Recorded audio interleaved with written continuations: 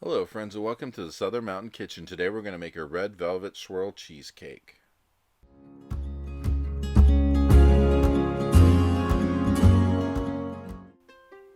So, what you see on my counter is what we're going to use to make this. And I had not really thought about making a red velvet cheesecake until someone had asked me, could I make one for them? And I was like, okay, I can do this. But I thought, you know what? All that red velvet would be a bit much. So, what I'm going to do is make a cheesecake and swirl the red velvet into it to give it that taste of red velvet, but it's going to cut back a little bit on the too intense flavor of red velvet. And everything you see here is what we're using, including a chocolate crust, which I've never used before.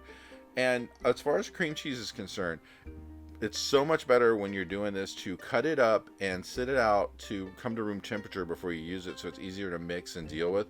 Because if you do not, it will be a pain when you're using it in the mixer. So make sure you get it up to room temperature.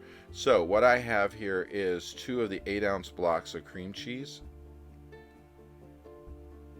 And to this, I'm going to add a tablespoon of lemon juice,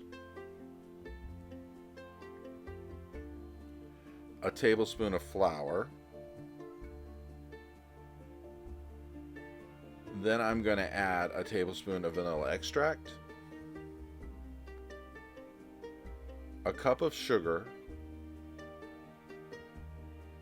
and then we're going to add 2 large eggs, which when we put these in, we want to break up the yolks first just to make sure that they blend through well and, they actually blend, because sometimes eggs are difficult when you're using a mixer. So you can put this in a stand mixer and use it, or you could use it with a hand mixer, whichever case you want to go for. I'm using a hand mixer just because of the fact that I find it hard to aim the camera into my KitchenAid because part of the top of it's always blocked with the top of the machine. So it's just better for me to use it with a hand mixer. So I'm going ahead and beating this on a medium to high setting here just to get it going. I have found that the smoother you want to get this stuff, you're going to have to turn up the speed of the mixer, and you're going to have to literally beat this a while to get the cream cheese to do what you want it to do. You can go ahead at this point and preheat your oven to 360-70 degrees, because this cheesecake is going to be in there for at least 45 to 50 minutes. So it's one of those things where you're going to want this really hot oven before you get it in there. But you want to make sure that you monitor this when you're going towards the end to make sure that your cook time actually works for it, because sometimes cheesecakes set up easily and they cook very well, and sometimes they take their time. So you just need to check it, do the little wiggle test, see how much is wiggling, because if it is wiggling a lot, you need to leave it a little extra time. So keep beating your mixture in the bowl. Like I said, this is going to take a few minutes, but once you get it really going here, it's going to turn really creamy and smooth and silky, and it's going to look really great. And that's when you know you're ready to go with this.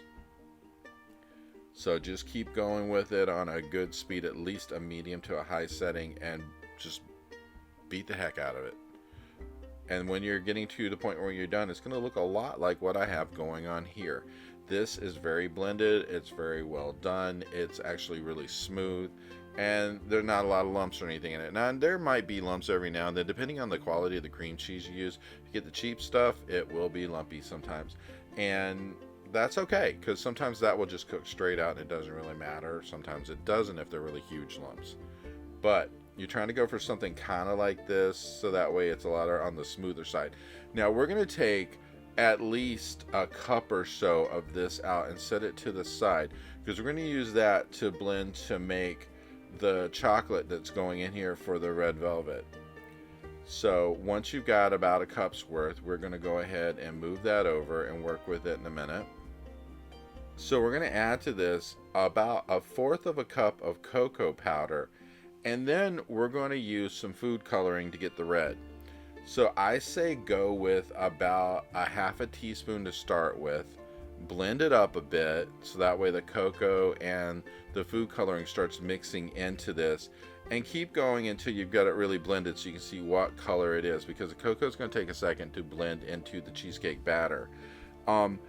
You want this red because red velvet needs to be red, so you might have to continue to add a little bit at a time to this until you get it to the red that you want it to be.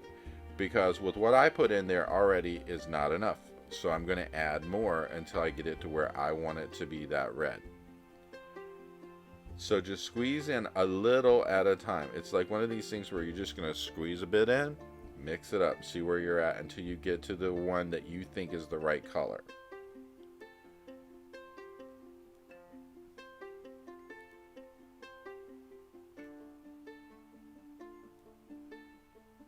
Now, the good thing about this is, you know, as you keep adding the food coloring, you're not affecting the taste or anything like of what you're mixing up. You're just getting it red.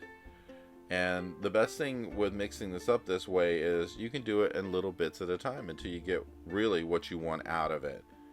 But you want to make sure that all of this, including the cocoa powder, is really mixed in. Because what we're going to do is scoop this into the cheesecake as we're doing it to make the swirl. So what we're going to do is take what we have here for our cheesecake batter, and we're going to fill this thing up about 2/3 of the way. Now there might be some extra batter left over, that's fine. You can always use that for something else. And then we're going to take a cookie scoop and we're going to put just some dollops of this in different places in the pan that we're baking here with the crust. And it's okay if it drops here or does something there. It doesn't matter because we're going to swirl it. But this is like one of two things we're doing to it. So we're just starting the swirl process right now. So once those are on top, and it doesn't matter how much you put on it because it's still swirling in, we're going to take I'm using a chopstick. You can use anything you want as long as you can pull it through. And just take it and go from side to side of your cheesecake batter and drag the red velvet through. Now, this is not all the red velvet that's going to be in here. We're going to bring some more in just a second. But this is just a start. And then we're going to see where there's some areas where there's not so much red velvet. And we're going to add some more, again, with the cookie scoop.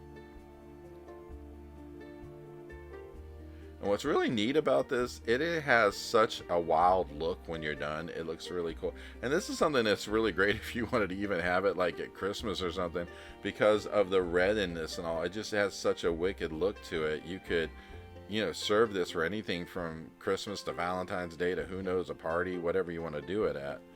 And once you get it all pulled through like this, and you're happy with how much red velvet you have in it, you're going to put it in the oven.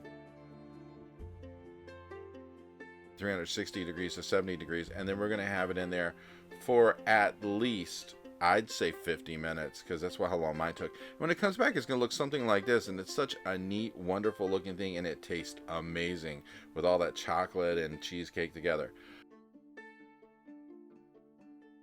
I hope you liked this video, and if you did, please like and subscribe.